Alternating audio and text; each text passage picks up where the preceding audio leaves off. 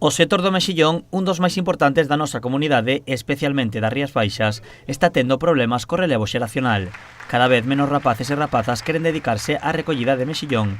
Por iso, dende a agrupación de mexilloeiros Omega, levan anos celebrando o programa Batéate, unha iniciativa que percorre os centros educativos costeiros amosando aos estudantes os beneficios do sector. O que é o traballo no mar da batea, a xornada laboral, un pouco a forma de cultivar, para animar un pouco pois o que é a xuventude e transmitirlle un pouco da necesidade dun relevo xeracional aos estudantes, non?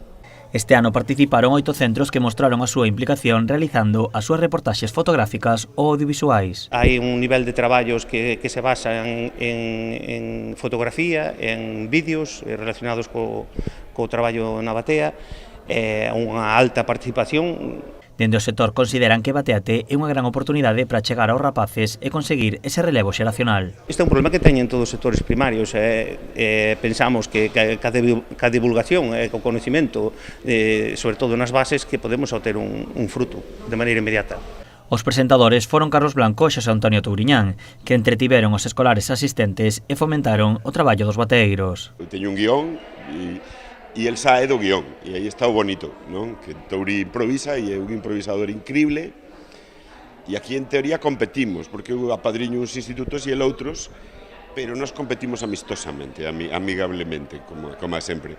O actor e cómico residente na illa, Carlos Blanco, tamén mandou unha mensaxe de apoio para as rapazas, que son poucas dentro do sector que queiran dedicarse ao mexillón profesionalmente.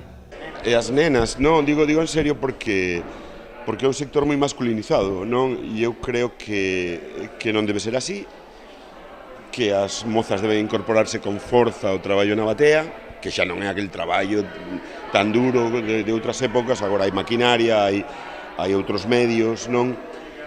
E eu animo moito a elas e a eles a que se incorporen a este sector. É un bo sector.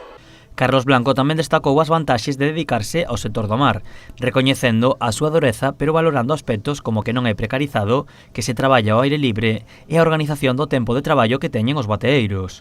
Os premios que recibiron os rapaces foron moi variados e incluían móviles e tablets.